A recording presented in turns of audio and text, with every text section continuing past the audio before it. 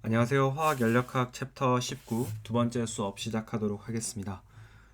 지난 시간에 했던 내용에 이어서 오늘은 19.7절 나가보도록 하겠습니다.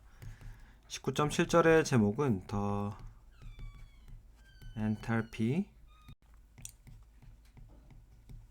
change is equal to the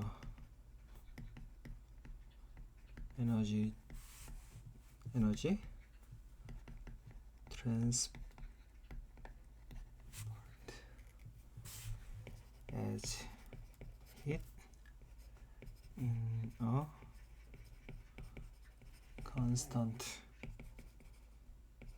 pressure process. 네, 19.7절에서 우리는 이제 엔탈피라고 하는 개념에 대해서 배울 텐데, 이 엔탈피라고 하는 것이 어떤 개념이냐 하면은 에너지가 전달된 양에 해당하는데 어떤 특수한 환경에서의 에너지 전달량을 의미를 합니다. 그것이 바로 이 컨스턴트 프레셔, 압력이 일정한 과정에서 에너지가 열의 형태로 전달된 것이 바로 엔탈피라는 것입니다. 그럼 엔탈피라고 하는 개념을 보다 자세하게 한번 알아보도록 하죠.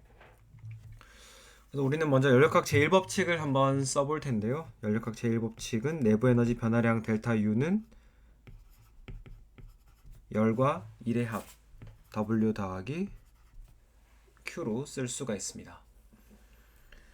그래서 우리가 이 과정에서 두 가지 가정을 할 건데요. 과정에서 두 가지 가정.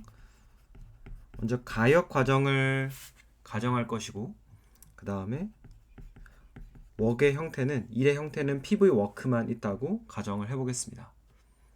그러면은 Q-V1에서 V2까지 PdV를 적분한 것이 수행한 1의 양이 되겠습니다. 그럼 여기서 우리가 두 가지 상황을 생각을 해볼 수 있는데요. 첫 번째는 컨스턴트 V입니다. 즉 압력이 일정한 과정을 부피가 일정한 과정을 의미를 하게 되는데, 그때의 내부 에너지 변화량 델타 U라고 하는 것은 압력이 일정할 때의 열의 출입량 QV에다가 뒤에 수행한 1의 양은 없습니다. 그죠? 부피 변화가 없기 때문에 요 값이 0이기 때문에 수행한 1의 양은 0이 되고, 즉 델타 U는 그대로 QV가 되겠습니다. 그래서 내부 에너지 변화량이라고 하는 것은 결국에는 출입한 부피가 일정할 때에 출입한 열의 양을 측정을 하는 것이랑 똑같다라고 이해를 하실 수가 있고, 근데 실험을 하면서 우리가 일반적으로 부피를 고정시키는 것은 쉽지 않습니다. 그래서 우리는 조금 더 자주 만날 수 있는 상황인 컨스턴트 P, 정압 과정을 살펴보려고 하고, 그러면은 우리가 위의 식을 좀 다시 재정렬해서 써보면 열량 Q라고 하는 것은 델타 U 더하기 V1에서 V2까지 PdV를 적분한 값이 되겠습니다. 그래서 우리가 압력이 일정하다라는 조건이 있기 때문에 특별히 여기에 아래 첨자로 P를 붙여줄 것이고요. 그리고 또 압력이 일정하기 때문에 이 값이 적분기호 바깥으로 빠져나갈 수 있습니다. 그러면은 델타 U 더하기 P V1 V2 dV가 되고, 이 뒷부분이 바로 부피 변화량을 나타내니까 델타 U 더하기 P 델타 V 이런 식으로 쓸 수가 있죠. 그럼 우리는 이 과정에서 새로운 스테이트 펑션의 등장을 눈치챌 수 있습니다. 즉, 요 P라고 하는 녀석이 사실 변화량을 나타내는 델타 안으로 들어갈 수도 있고 빠져나갈 수도 있잖아요. 그래서 우리가 안으로 집어넣고 또 더하기 기호까지 넣어주면은 U 더하기 PV 이런 식으로 쓸 수가 있게 되죠. 그래서 우리는 요 U 더하기 PV를 새로운 스테이트 펑션이라고 이야기를 하고, 그 값을 엔탈피 기호로는 H로 표기하기로 약속을 했습니다. 그래서 QP는 델타 H와 같다, 이렇게 생각을 하시면 되겠습니다. 네, 그러면 다음 페이지로 넘어가서 실제로 델타 H와 델타 U 계산을 한번 해보도록 하죠. 첫 번째로 우리가 같이 살펴볼 케이스는 melting of ice 0도씨에서 얼음이 녹는 경우를 한번 생각을 해보도록 하겠습니다. 이 과정에서의 열의 출입이 일정 압력 하에서 6.01 kJ/몰인데요. 그 말인즉슨 델타 H의 값이 곧 QP랑 같기 때문에 델타 H는 6.01 kJ/몰이라고 하는 것을 알 수가 있습니다. 이거 뭐 1몰의 양이니까 델타 H 바라고 하겠습니다. 그럼 델타 U 바, 요거는 어떻게 계산하느냐? 앞에서 보여드렸던 것처럼 델타 H 마이너스 P 델타 V 바 이렇게 쓸 수 있겠죠. 왜냐하면 H라고 하는 것이 U 더하기 PV였기 때문입니다. 이렇게 하고 이제 그러면은 요 값 위에 썼죠. 6.01 kJ/몰 거기에 빼기 1기압 가정하고 그 다음에 부피의 경우에는 멜팅 오브 아이스니까 H2O 솔리드가 H2O 리퀴드가 되는 거죠. 그래서 부피를 적어보면 0.0180 리터 퍼 몰 빼기 0.0196 리터 퍼 몰 이렇게 빼주면 됩니다. 그래서 이렇게 해가지고 계산을 해보면은 이제 뭐 리터 ATM per 몰 이런 단위가 나오니까 리터 ATM per 몰의 경우에는 우리가 줄 per 몰 단위로 변경할 수 있죠. 기체상수 R을 이용하면 됩니다. 이렇게 해서 변경을 해보면은 이 값이 크게 변하지 않는다라는 것을 알 수 있습니다. 뭐 등호가 아니라 이렇게 거의 비슷하게 나온다. 이런 것들을 계산해 보실 수가 있고, 왜 이렇게 차이가 없냐? 델타 U 바와 델타 H 바가 큰 차이가 없느냐? 이걸 생각을 해보면은 요 뒤에 나오는 델타 V 바 고체에서 액체로 변할 때의 부피 변화가 여기 체크해 보시면은 굉장히 미미하죠. 굉장히 미미하기 때문에 큰 차이가 없는 것을 아실 수가 있습니다. 그렇지만 두 번째 케이스 vaporization of water at 100도씨 요거는 계산해보면 이제 꽤 큰 차이가 나게 됩니다. 여러분들이 한번 계산해 보시면 델타 H 바는 40.7 kJ/몰이고 그리고 가스의 몰 부피는 30.6 리터 퍼 몰. 그 다음에 리퀴드의 몰 부피는 0.0180 리터 퍼 몰. 이렇게 두고 한번 계산을 해보시죠. 계산을 만약 여러분들이 제대로 하셨다면은 델타 U 바의 경우에는 37.6 kJ/몰이 나올 겁니다. 그래서 이처럼 엔탈피의 변화량이랑 내부 에너지 변화량의 차이가 생기는 것은 PV 텀 때문에, 그러니까 부피 팽창에 따른 수행한 일의 양 때문에 델타 U와 델타 H가 달라질 수가 있습니다. 이렇게 하고 다음 절로 넘어가도록 하겠습니다. 19.8절은 Heat capacity is a path function. Heat capacity라고 부르는 물리량은 경로 함수다. 그 내용에 대해서 이야기를 해보도록 하겠습니다. 그러면 먼저 heat capacity가 무엇인지를 우리가 한번 이야기를 해봐야 되는데, heat capacity는 우리가 기호 대문자 C로 나타내게 되고, 그래서 어떤 물질의 온도를 1켈빈만큼 올릴 때 필요한 열량 Q를 이야기를 하게 되겠습니다. 그래서 사실은 heat capacity C라고 하는 것이 비열 small c 곱하기 질량 m으로 구성이 되어 있는 것이죠. 그래서 눈치채실 수 있겠지만은 비열 그 자체는 물질의 고유한 성질인 intensive property이지만은 요 질량 자체가 extensive property잖아요. 그래서 heat capacity C 또한 extensive property입니다. 즉 물질의 양이 더 많아지면 많아질수록 연용량 값도 더 커진다라는 것을 우리가 알 수 있습니다. 그리고 이제 이번 절의 제목에서처럼 heat capacity가 패스 펑션이다라고 하는 것을 한번 봐보려고 하는데 우리는 두 가지 경로에 대해서 살펴보려고 합니다. 첫 번째는 바로 컨스턴트 볼륨 조건입니다. 컨스턴트 볼륨 조건 하에서는 열량 QV의 값이 곧 델타 U라고 말씀을 드렸잖아요.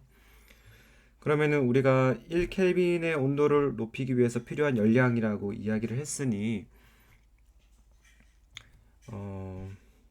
heat capacity CV라고 하는 것은 사실 라운드 U 오버 라운드 T 이렇게 계산을 할 수가 있을 것입니다. 물론 부피 V는 고정을 시켜야 되겠죠.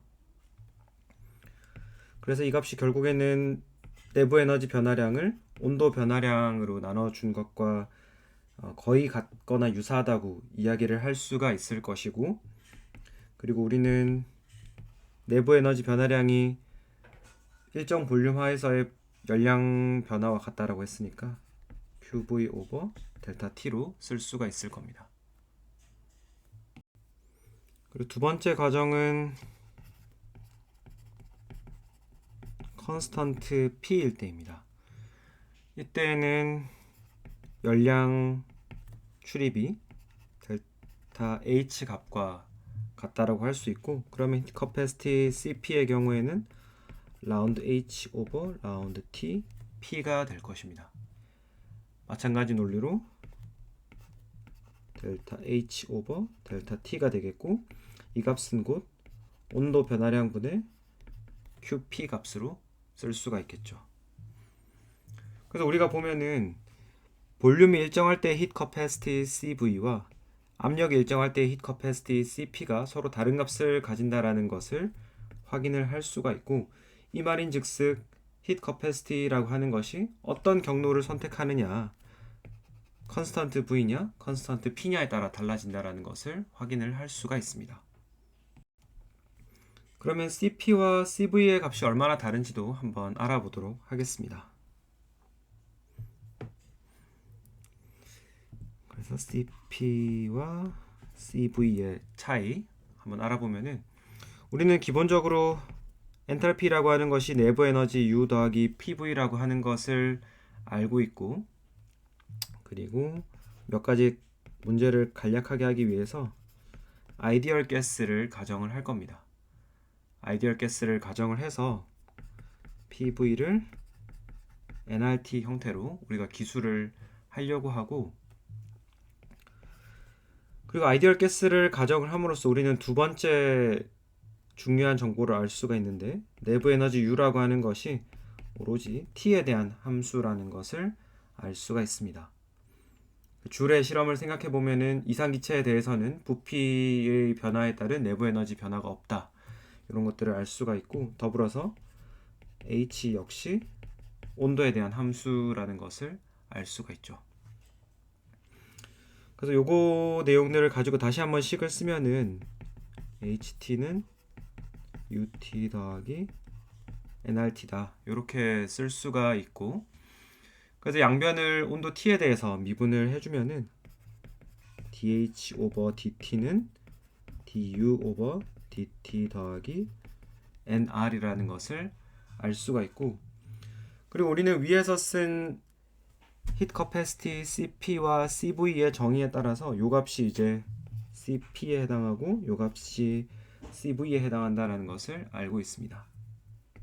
그래서 CP 이꼴 CV 더하기 nR이라고 하는 것을 알 수가 있죠. 그래서 우리가 이상기체에 대해서는 연용량의 종류에 따라서 이런 관계식을 쓸 수가 있겠습니다. 그리고 여러분들께서 직접 예제 19-8번도 꼭 한번 풀어보시기 바랍니다. 네, 이렇게 하고 다음 절로 한번 넘어가 보도록 하겠습니다.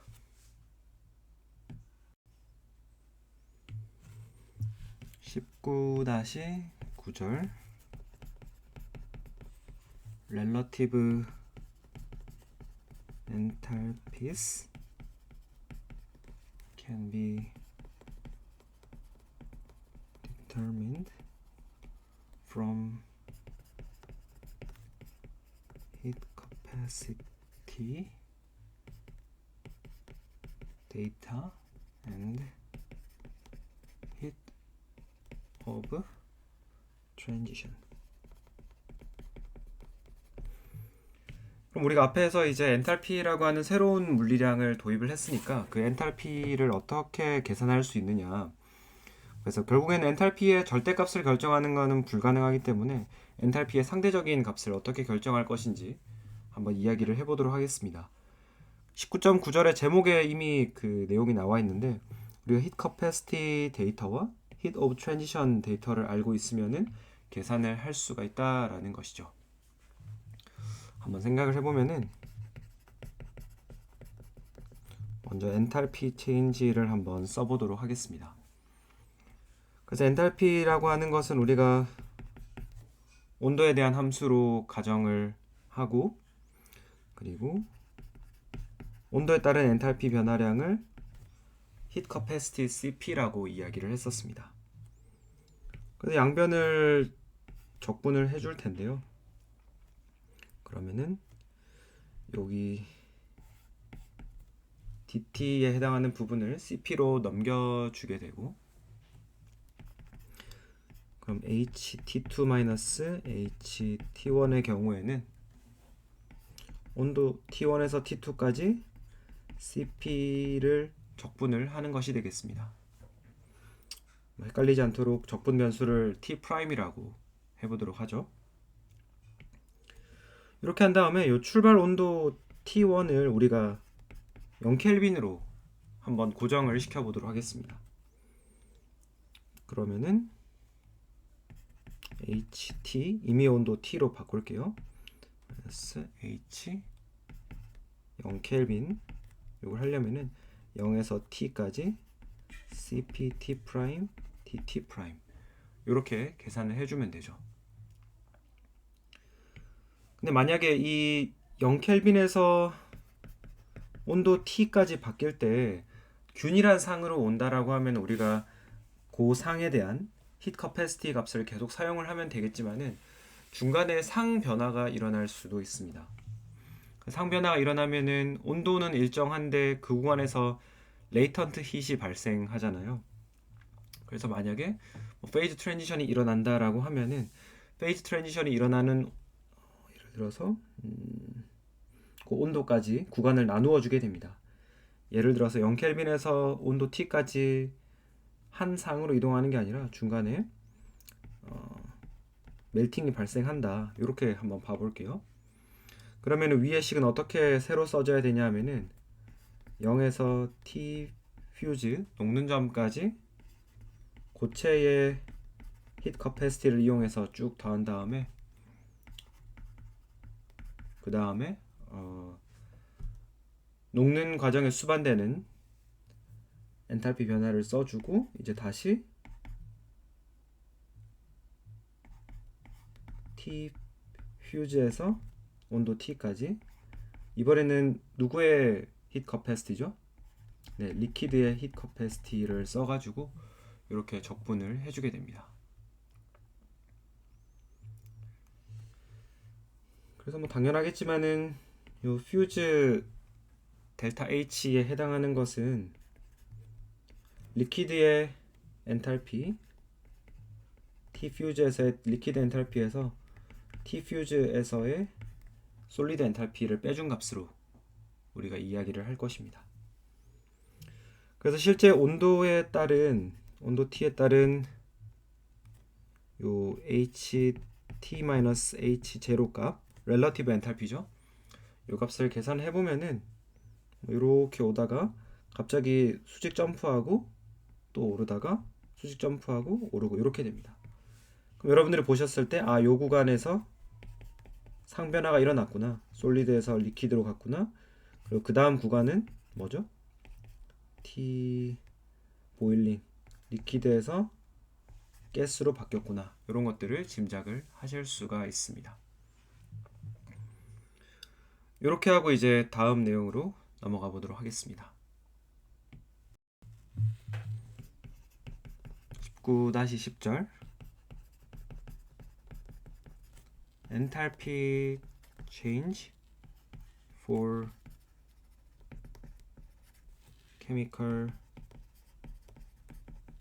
equations are additive. 요번 절에서 다루게 되는 가장 중요한 내용은 엔탈피 체인지가 애더티브하다, 즉 더할 수 있다, 혹은 뺄 수 있다라는 것입니다. 그래서 우리 책이 사실 제목을 굉장히 잘 짓는데 이 부분에서 조금 아쉬운 부분이 있는 것 같아요. For chemical reaction, chemical equation이라고 이렇게 써놓으니까 마치 이런 과정에 대해서만 엔탈피 체인지가 애더티브하다라는 느낌을, 그런 뉘앙스를 약간 주는데, 그게 아니라 엔탈피 체인지라고 하는 것은 언제 어디에서나 애더티브하게 우리가 취급을 할 수 있습니다.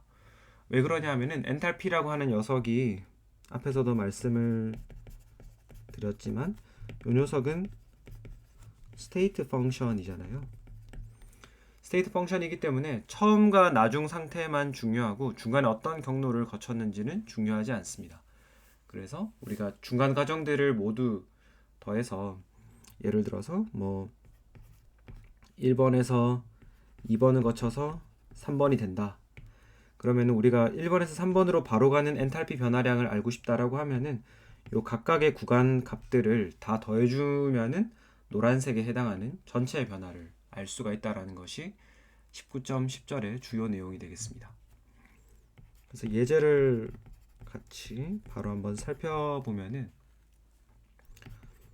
메테인의 연소를 한번 살펴보도록 하겠습니다. CH4 가스가 두 개의 산소 기체를 만나가지고 CO2 기체와 두 개의 리퀴드 액체 물을 만드는 경우입니다. 그래서 여기서 이제 우리가 뭐 엑소설믹이냐 엔도설믹이냐 하는 용어가 나오는데 잠깐 그 부분 짚고 넘어가면은 엑소설믹, 엔도설믹, 이제 뭐 나중에 여러분들이 화학 연구하시면은 많이 만나게 되는 단어들인데, 썰믹이라고 하는 건 이제 공통으로 들어가 있고 이게 이제 열을 나타내는 단어입니다. 그 앞에 이제 붙는 접두사 엑소 엔도라는 게 있는데, 엑소는 이제 뭐 아웃, 밖으로 빠져나간다는 의미이고, 엔도는 인, 안으로 들어온다라는 의미입니다. 그래서 엑소설믹 같은 경우에는 열이 바깥으로 나간다, 즉 발열 과정을 의미를 하고, 엔도설믹은 열이 들어오는 과정이기 때문에 흡열 과정으로 여러분들이 생각을 하시면 되겠습니다. 즉 델타 H의 부호를 봤을 때 음수면은 발열 과정이고 델타 H의 값이 양수이면은 흡열 과정으로 생각을 하시면 되겠죠. 그래서 이렇게 보시는 연소 반응의 경우에는 델타 H가 음수인 발열 반응이 되겠습니다.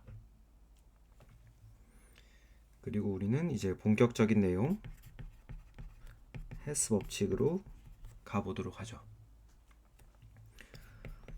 우리가 흑연을 연소를 시켰을 때 얻을 수 있는 생성물은 크게 두 가지입니다. 첫 번째는 불완전 연소가 돼서 이런 일산화탄소가 만들어질 수가 있고, 이때의 엔탈피 변화를 델타 H1이라고 하고 그 값은 마이너스 115 kJ/몰이 되겠습니다. 그리고 요 CO가 다시 산화되어 가지고 CO2 기체를 만들 때 이때 엔탈피 변화량을 델타 H2라고 하면 이게 마이너스 283 kJ/몰이 됩니다. 그럼 여러분들이 궁금해 하실 수 있는 것은 이 두 개의 화학 반응식을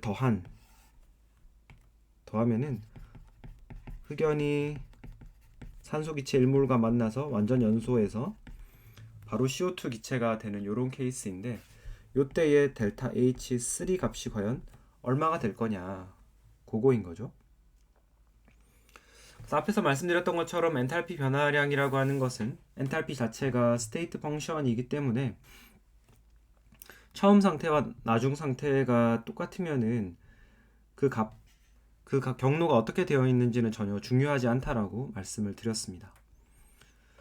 보면은 지금 결국에는 처음 출발점이 요거죠. 탄소 1몰과 산소 기체 1몰을 반응을 시킨 것이고, 요 2단계로 적은 반응의 최종 생성물도 CO2고, 1단계 반응, 단일 단계 반응의 최종 생성물도 CO2로 똑같잖아요. 그렇기 때문에 요 두 개의 값을 더한 것과 같을 거다, 이렇게 생각을 하실 수가 있죠. 그래서 마이너스 393.5kJ/몰이 됩니다. 그래서 뭐 그림으로 그리면 사실 더 명료하게 여러분들이 이해를 하실 수가 있을 겁니다. 엔탈피의 어떤 절대 크기를 나타내는 y축을 두고, 우리가 절대값은 모르지만 뭐 이런 식으로 써볼 수가 있겠죠. 여기를 O2라고 하겠습니다. 그럼 요거보다 조금 더 밑에, 그러니까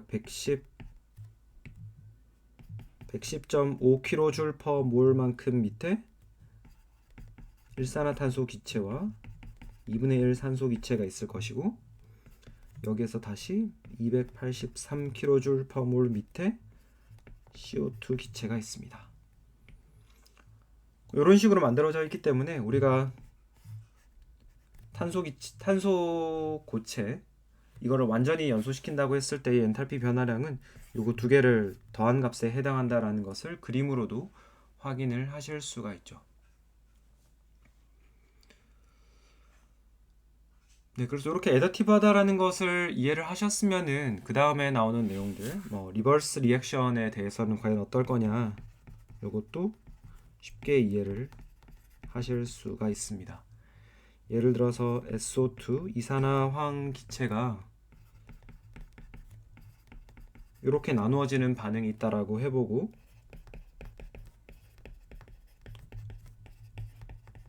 황의 연소 반응 이렇게 써져 있다라고 하면은, 이게 결국 이런 그림에서 봤을 때 SO2가 이렇게 위에 있고, 죄송합니다. 더 SO2가 밑에 있고, 이런 느낌이겠죠. 이런 느낌이기 때문에 만약에 요 위로 올라가는 반응, 첫 번째 반응의 엔탈피 변화를 델타 H1이라고 하면 두 번째 반응의 델타 H는 마이너스 델타 H1에 해당할 겁니다. 즉 절대값의 크기는 같고 부호만 반대로 나오게 되겠죠. 이렇게 하고 다음 내용으로 넘어가 보도록 하겠습니다.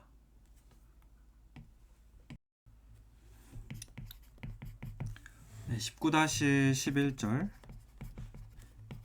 Heats of reactions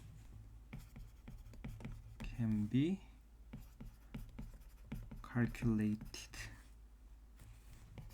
from tabulated heats of formation. 네, 19.11절은 그러면은 heats of reaction 델타 HR이라고 부르는 거 있죠. 델타 RH. 요거는 어떻게 계산할 수 있냐 하면은 heats of formation 델타 FH로부터 계산을 할 수가 있다라는 것입니다. 여기서 중요한 단어는 이제 tabulated가 되겠는데요. 테이블로 미리 만들어진 델타 HF로부터 우리는 델타 HR을 계산을 할 수 있다라는 것입니다. 그러면은 먼저 스탠다드 리액션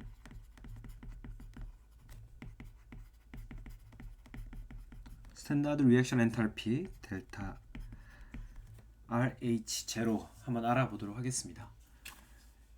이 특별한 기호를 가지고 있는 델타 RH0라고 하는 것은 먼저 우리가 뜯어보면은 이 R이라고 하는 서브스크립트가 들어있기 때문에 반응에 수반되는 엔탈피 변화라는 것을 알 수가 있습니다. 그리고 이 제로라고 하는 위첨자가 들어있어서 이것은 이제 스탠다드 스테이트를 나타내게 되는 것이죠. 그래서 결국 말하고자 하는 것은 어떤 엔탈피 변화를 이야기를 하는데 1몰의 반응물이 리에이전트가 어떤 반응을 할 때에 수반되는 엔탈피 변화량을 이야기를 하게 되겠습니다. 그리고 이때의 반응물과 생성물은 모두 다 스탠다드 스테이트에 있어야 되겠죠. 뭐 예를 들면 이런 겁니다. 흑연 탄소 고체를 탄소 기체와 반응을 시켜서 CO2 기체가 생성되었다. 뭐 이런 것들 있죠. 그렇게 했을 때의 모든 물질들이 다 표준 상태에 있어야 하고, 그러면 우리가 이런 반응의 델타 H는 델타 R H0에 바로 탄소의 연소 반응에 해당한다. 이렇게 기술을 할 수가 있겠습니다. 그래서 한 가지 짚고 넘어갈 것은 우리가 일반적으로 사용하는 델타 RH의 경우에는 물질의 양에 의존하는 extensive property이지만 이 델타 RH 제로의 경우에는 intensive property가 됩니다.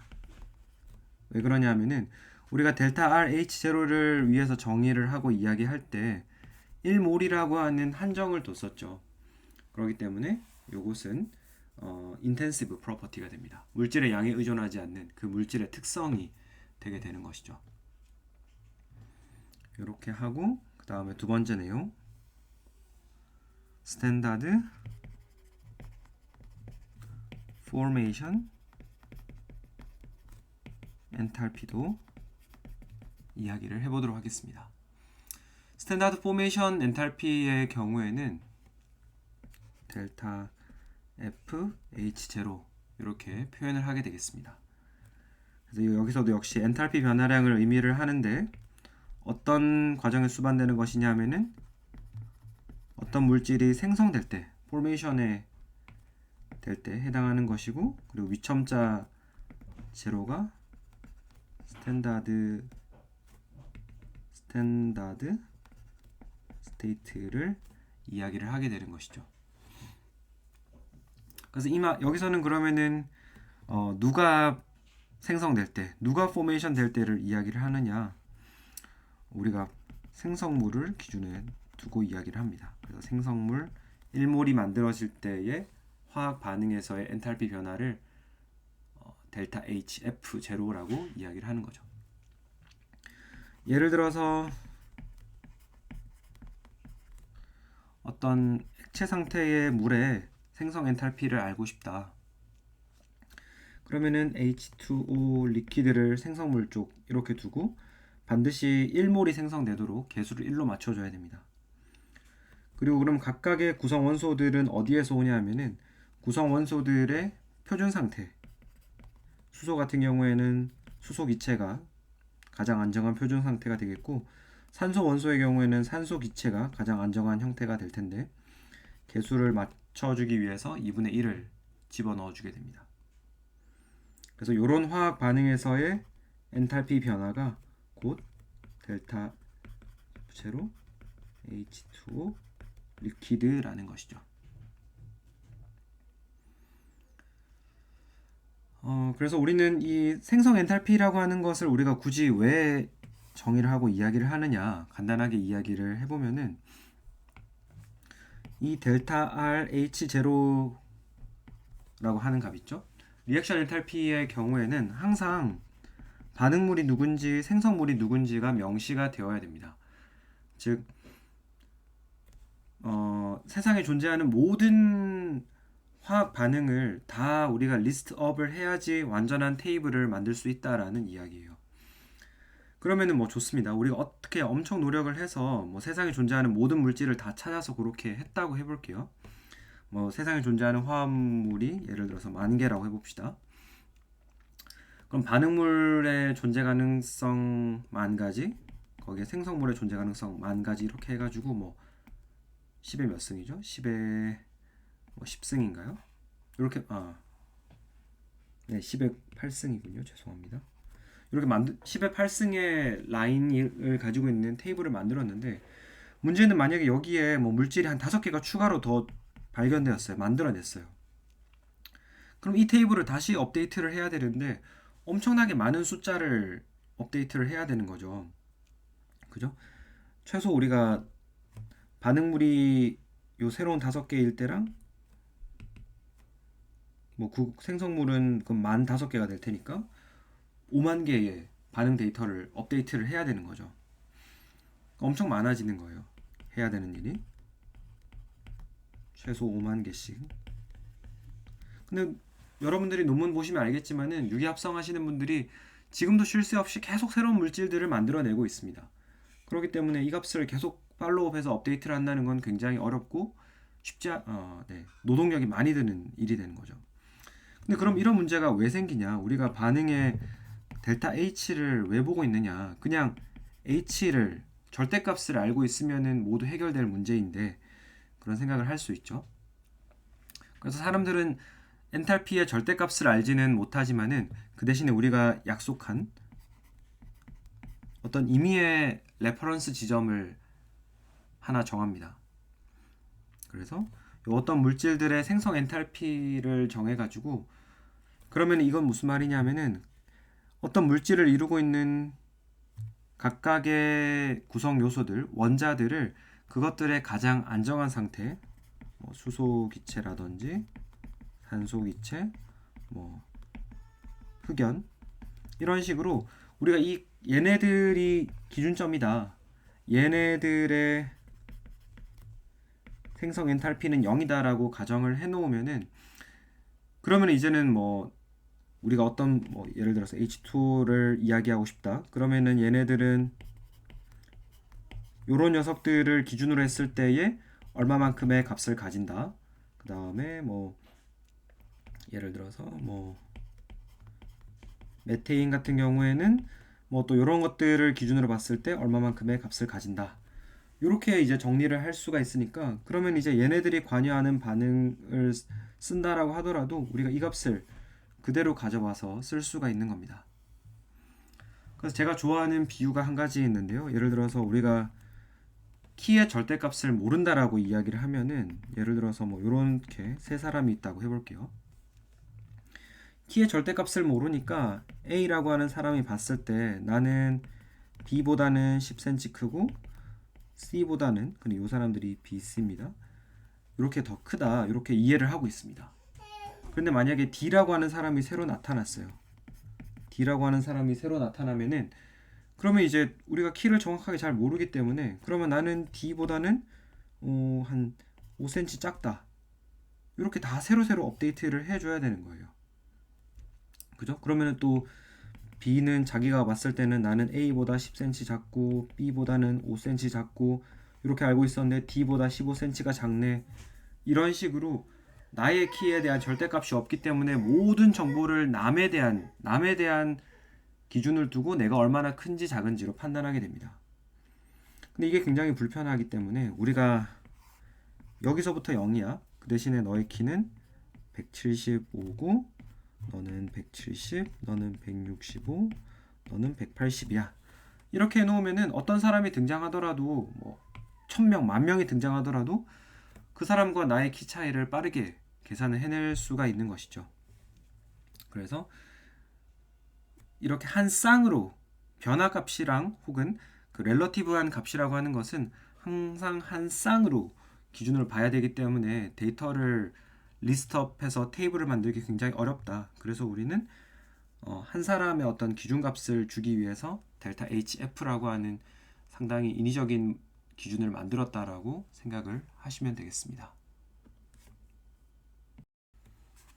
네, 그럼 다음 페이지로 넘어가서 실제로 스탠다드 스테이트 포메이션 에너지로부터 우리가 리액션 엔탈피 어떻게 계산하는지 한번 알아보도록 하겠습니다. calculate 델타 R H0 using 델타 H F0. 이걸 한번 해보려고 하는데요. 예를 들어서 우리가 뭐 임의의 화학 반응식 AA 더하기 BB를 XX 뭐 YY인가요? 교재에는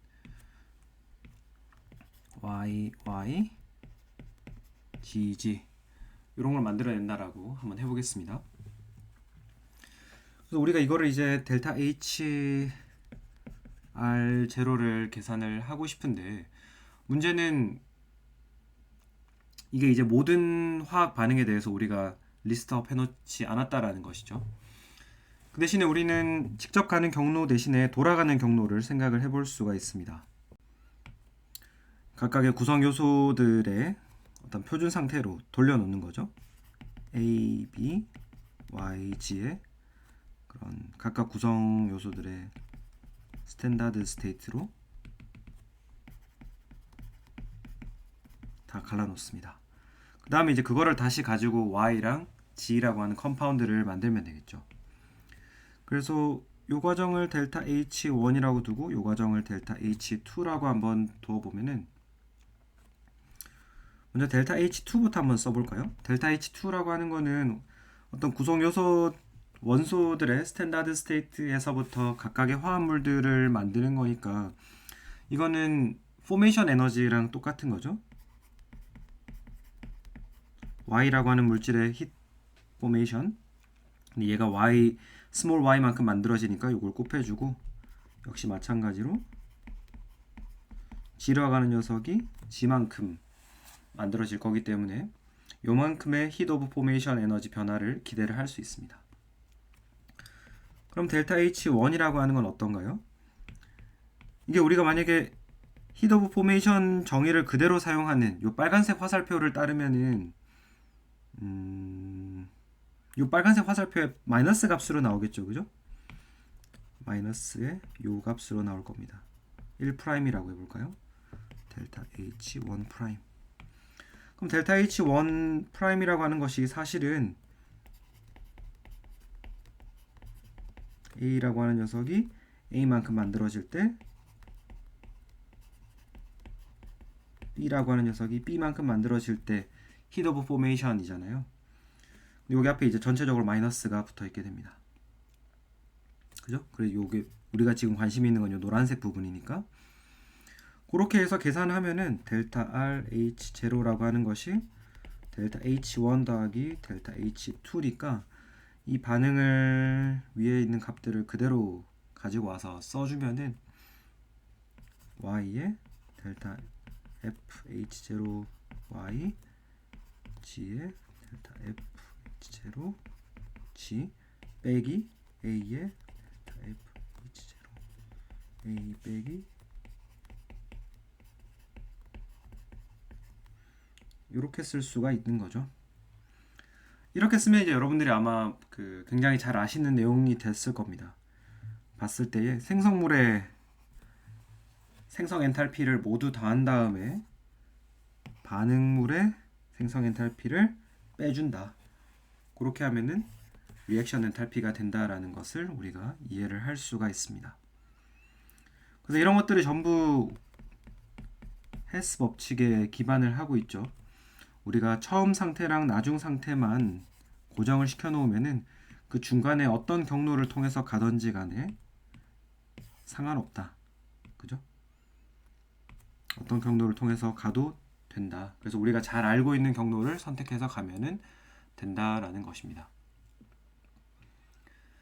그래서 마지막 절에 나오는 온도 디펜던시 같은 경우에는 우리가 앞에서 다뤘던 내용이랑 거의 같은 부분들이기 때문에 여러분들이 한번 직접 읽어보시는 걸로 하고 19장 수업은 여기까지 하도록 하겠습니다. 다들 고생 많으셨습니다. 감사합니다.